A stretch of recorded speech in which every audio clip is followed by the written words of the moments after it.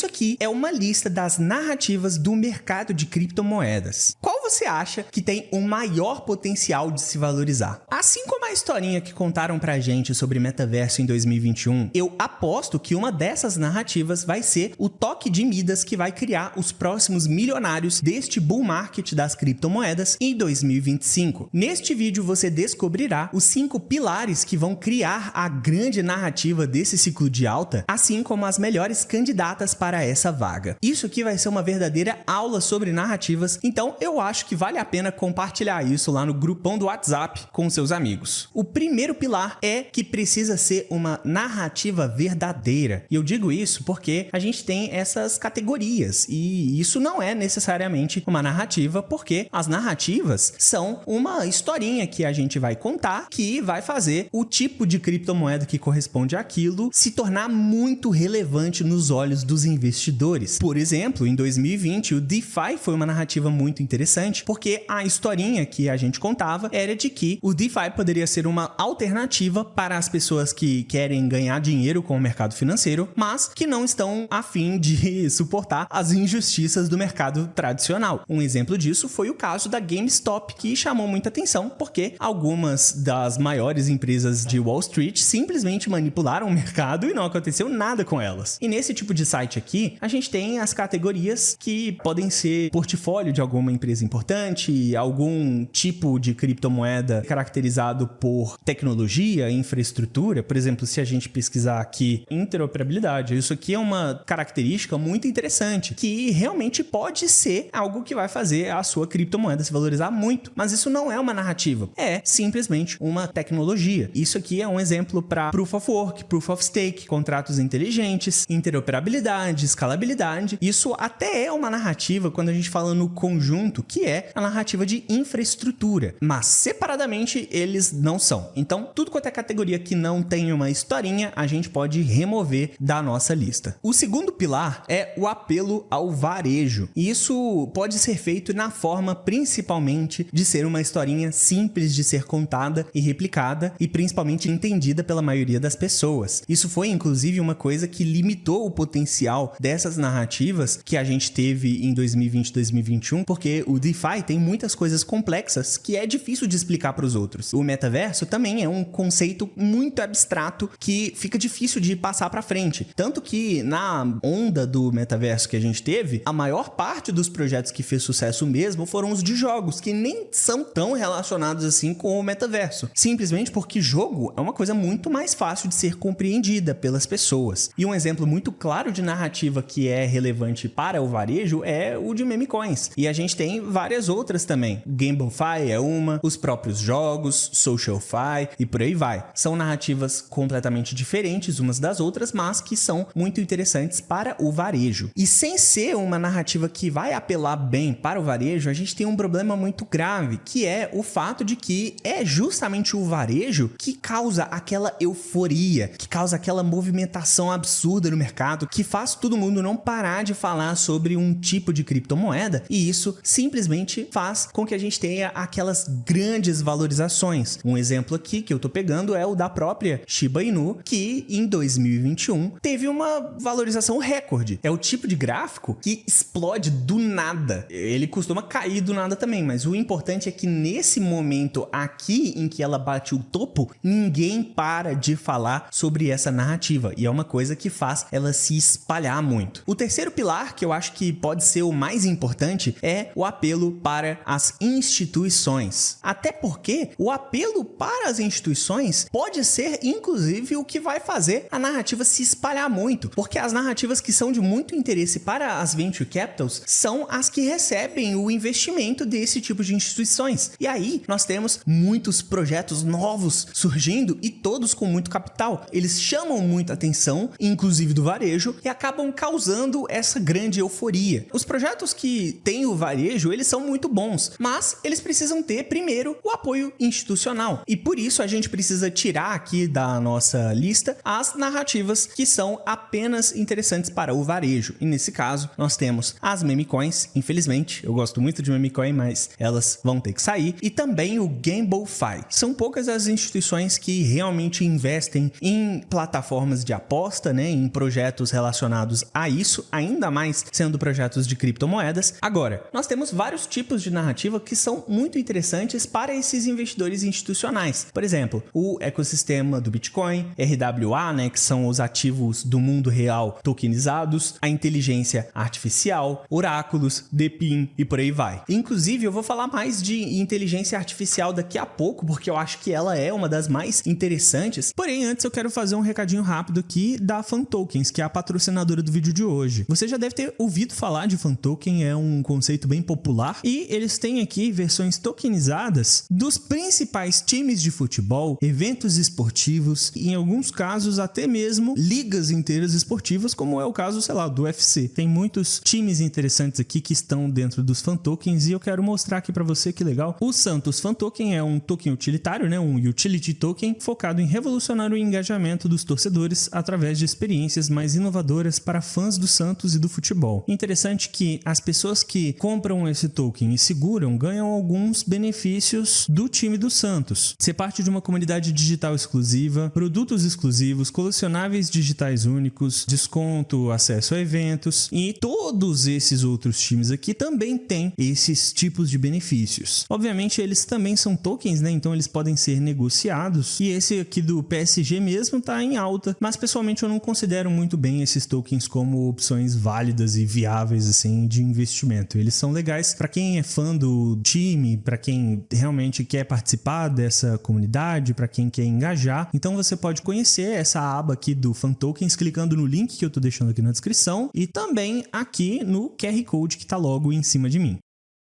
O quarto pilar que faz as narrativas terem o potencial de serem a maior narrativa é o de ser polarizante. Isso é uma coisa que é repetida nas principais narrativas que conseguiram ter um grande sucesso. E eu acredito que isso é um fator comum porque provoca discussões, e discussões aumentam o alcance daquela narrativa. Quando as pessoas começam a achar que é um absurdo você falar sobre NFT porque NFT tá causando muito gasto de energia e isso é um gasto de energia maior do que o que a Argentina consome, coisa assim, isso acaba saindo em jornal, acaba sendo discussão em podcast para tudo quanto é lado, sendo discussão em vídeo de pessoas que estão fora da bolha. E isso chama muita atenção das pessoas que vão olhar a discussão e vão ficar do lado da narrativa, porque isso acontece com toda santa discussão. Isso promove o interesse do varejo, isso promove o interesse de algumas instituições e até tem o problema que vai fazer com que algumas instituições